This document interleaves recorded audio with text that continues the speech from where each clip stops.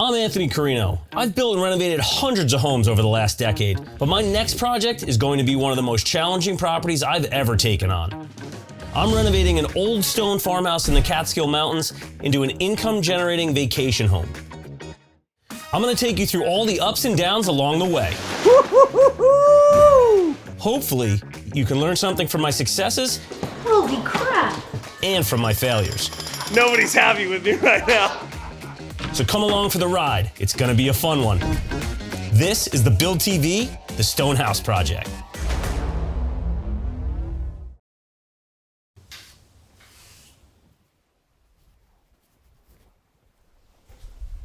So, after 2 years of searching, 27 months of renovation, 16 weeks of solo demolition, 10 brutal winter storms, a global pandemic, and one epic wedding, I can finally call the Stone House Project done.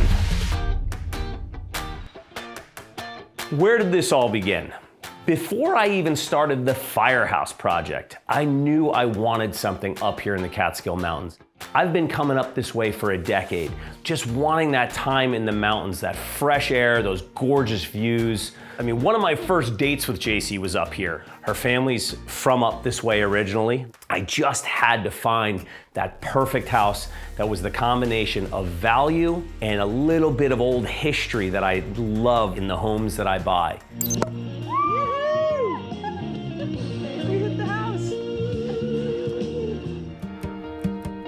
The first time we put our eyes on the Stone House, we knew this was the project. We've got 3.9 acres. We've got a 3,100 square foot stone house. We've got a 350 square foot barn. There's a whole new set of skills you've got to use when you come up to the mountains, when you're in a super rural area. One of the biggest challenges with this project is distance. I live approximately 100 miles away. That's roughly 2 hours in Jersey City. It'll be a lot easier to manage this project if I can stay up here as much as possible. So my plan is to build this out in 2 phases. Phase 1, I'll build out the barn into a place where I can stay while I work on Phase 2, the main house.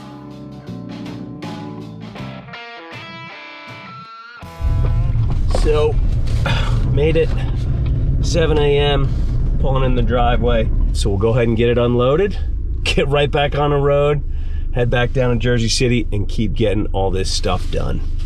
Oh, good thing for backup cameras. I'm not sure I understand. Okay, Siri. All right, let's get into this barn. There was some kind of makeshift ladder in the garage area of the barn. I threw it up on the back. I got myself up there. All right. So, home sweet home. So, really cool hip roof. Comes all the way up and around. We're gonna have lights hanging off of here. This will be shower, toilet, sink. Door comes in here. One of the big reasons for buying this property is the barn. The idea here is to create a garage and studio space for JC on the ground floor with a living space above that we can make into an income-generating apartment. First, we'll need to add a deck with stairs so you can actually get access to the apartment space. Then, we'll build out the inside to keep all the rustic elements, but have enough space for a bed, a sitting area, a kitchenette, and a bathroom. So where do you begin with something like that? Well, if you don't have power and you don't have water and you don't have sewer, it really doesn't matter what you frame on the inside or what other work you do. So we started by digging a hole, and fortunately, my man John Rittner has got all the toys. I met Anthony about 10 years ago, builder from a small town, had an opportunity to do a TV show, and sort of clicked with Anthony. And then from there, really, we just sort of kind of took off and kind of kept in touch. It was really very cool that he ended up finding a place that was really pretty local for us, and we were able to reconnect on this project and become a large part of it with him. Yeah, so here's the thing about working far away from home. You really depend on your contractor. I was not getting this project done without John Rittner. That hole is the basement of the stone house. We're gonna connect these 2 holes that he's digging for one big trench. We're gonna lay a bunch of conduit in it, be able to get our wires coming across. And then we've got the well in the backyard. That'll be the next trench we're digging, and that's to get water into the barn. And then from there, we've got to get the wastewater out of the barn, which is still TBD, but we think we're going back into the house so we don't have to cut up my driveway. That's where we're at. Keep making progress. All right, so drilling some holes in the garage. We're gonna punch through the concrete. That's gonna allow us to make a big hole in the concrete, bring all the conduit up, get wire and plumbing pipes into the barn itself. And then we're gonna go straight up into the second floor where the apartment's gonna be, and that'll all connect to bathroom, kitchenette, etc. Down in there. All right. Nothing broken. I love it. What? break. Yet? No break. Not yet. So what we got going here is located the septic line Down a little bit. that comes out of the house. Go. They need to tie into that line from the barn because there is no sewage line that leaves the barn right now. So we're gonna tie into the septic line here. That'll come into this manhole right there. And then this goes right out by all those weeds out there. That's the leach field.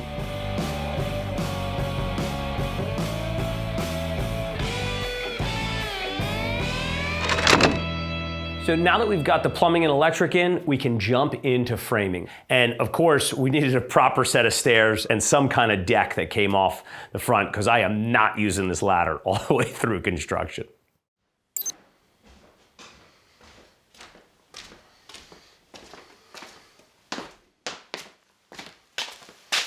Good morning. It's a cold one.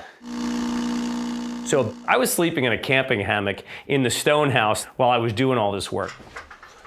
Oh, I've had coffee. Rock and roll. The big thing today, Johnny's coming back. We're gonna have a deck and stairs by the end of today.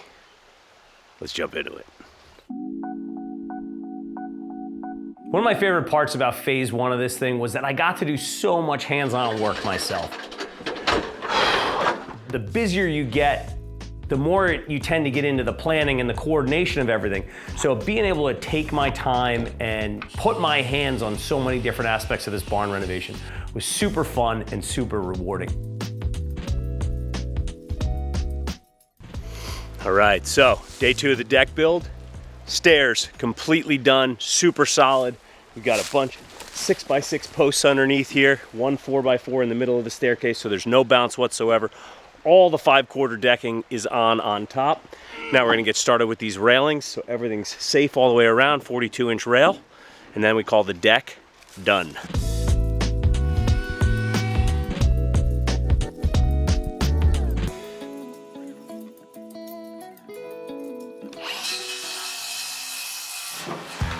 Now we've got to frame it, All right, water line going in.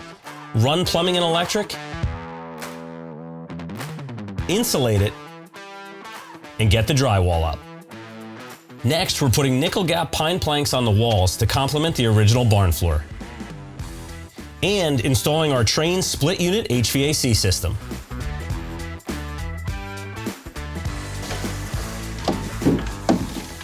Today is the day we get power to the barn. Oh, yes. Then, it's time to bring these floors back to life. And add the tile and grout to the shower. Shower is tiled, grouted, done. Now it's time to get the rest of the bathroom set up. We got water in the toilet.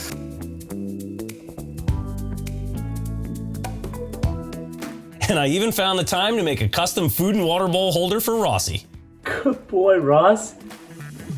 while I was setting up the rest of the kitchen. Priming time. So, gonna get the ceilings primed here in the garage. JC's actually on her way up. She's gonna be here in about 2 hours. So my hope is to have the majority of this done so she can really see what her studio is gonna look like as a finished studio. JC wasn't really up here that much, But anytime she did come up for a day trip, man, there was a ton of progress and she was absolutely blown away by how much we had gotten done. Ceiling's all painted. Oh my God, Looks this nice, is doesn't it? incredible. Oh my God. Honey, these floors are incredible. Right? See the bathroom? You think of everything. Yeah, so I got the Wagner Control Pro 170. Supposed to be a very easy gun to work with. Using the Benjamin Moore Arbor Coat on the deck. We've got a really beautiful gray color going on. Let's go make a mess. So one of the most satisfying parts of the entire barn renovation was painting the deck and the barn.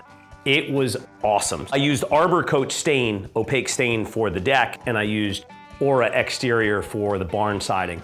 We went with a nice light gray on the deck, and then that baby seal black on the barn. All right, underside of the deck is completely done. That went way faster than I thought it was gonna go. That deck took me about an hour and a half. Wow, was that a transformation.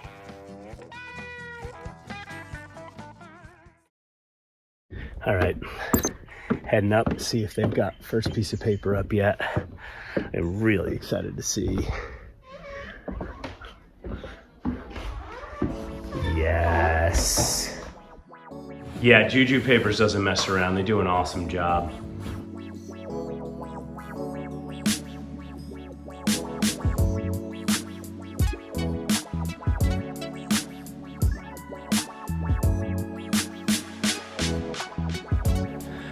Holy sh**, does that look good.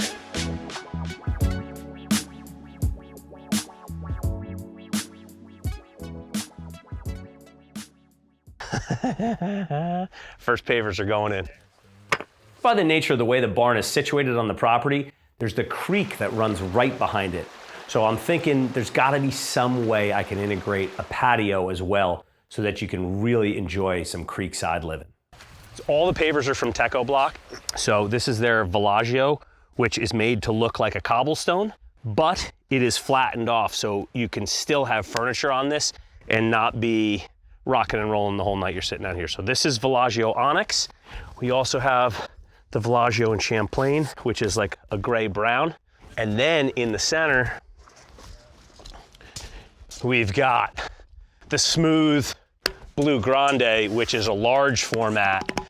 And when you look at all these original rocks on the side of this house that have been literally pulled out of that creek in 1965, these colorways really work with the existing facades. I've been doing roof decks in urban environments my entire career.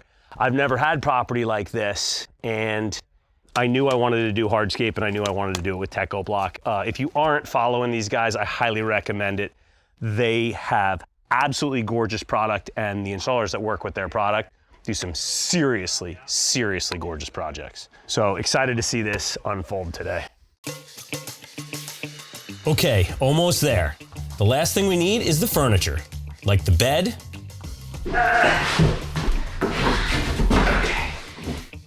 the mattress, Oh my God. Oh yeah.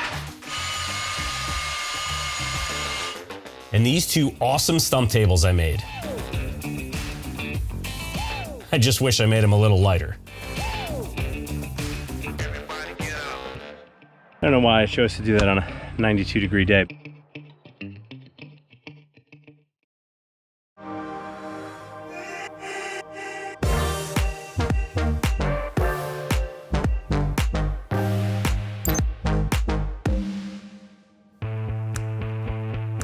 The barn is done.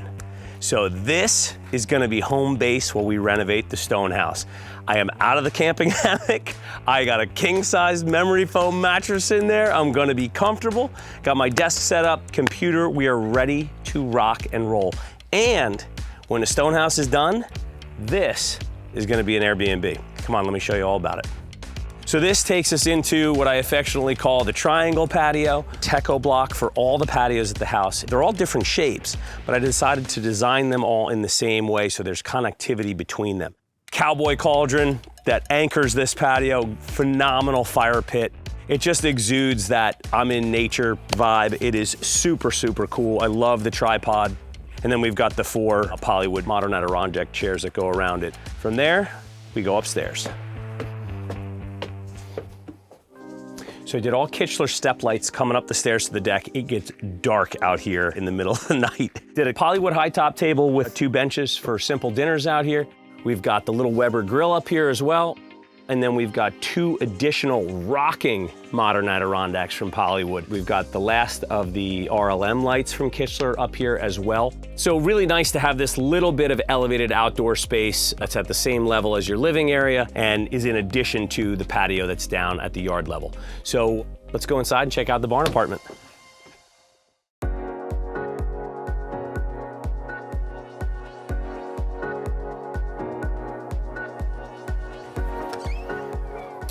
All right, so if there was any place that was an absolute disaster when I bought this property, holy cow, was this it.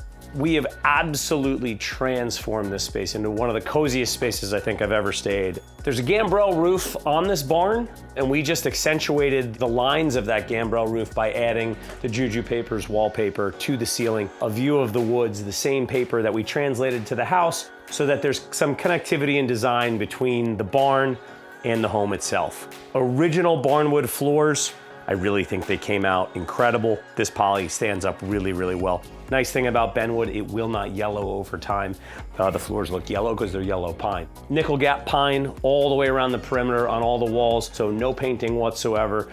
We just wanted a really fun, campy, somewhat modern vibe in here that was just gonna feel right for the space, and the natural pine walls certainly do that. Little bench at the end of the bed for putting your shoes on, little additional storage. King size bed up here. Kichler lighting throughout, so we did the matte black Kichler fixtures on the ceiling, and then we did the brass hanging lights by the bedsides. We went with the floor carpet tiles here. That allows me to change them out as they get stained or dirty. And then I did these big, beautiful stump tables on casters. They are super heavy.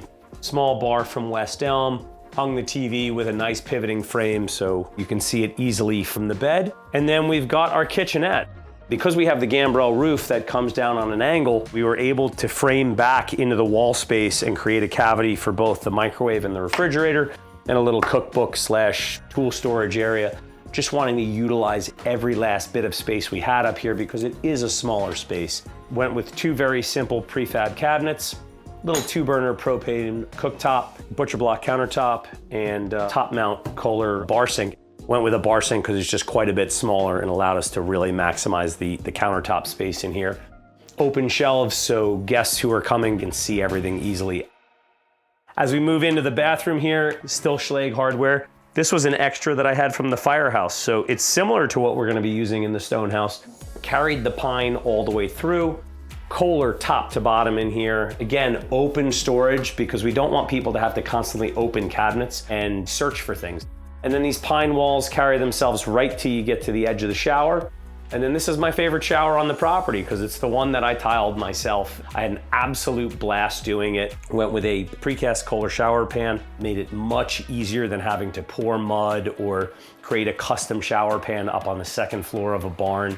Really limited the amount of additional weight that we put up here and really ensured that you were watertight because there are no grout joints that could fail on you over time.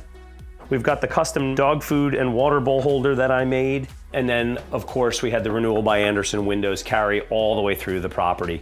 So now it's super quiet and has a much better R value than the cheap windows that were here before. We've got the Train HVAC unit, which is a mini split up here. So it simply means that we just had one little hole that we had to drill to get the line set through the wall. And then downstairs on the exterior of the barn is where the air handler sits. It's an electric heat pump and air conditioning. So this is great for the winter and the summer. So that's it. Like I said, excited to get some Airbnb guests in here and start to fill up that travel fund because that's exactly what this is for. Man, I gotta tell you, it feels so good to be able to sleep in a bed. And I've got the perfect headquarters to help me get into the planning for phase 2, which is the stone house. Here we go.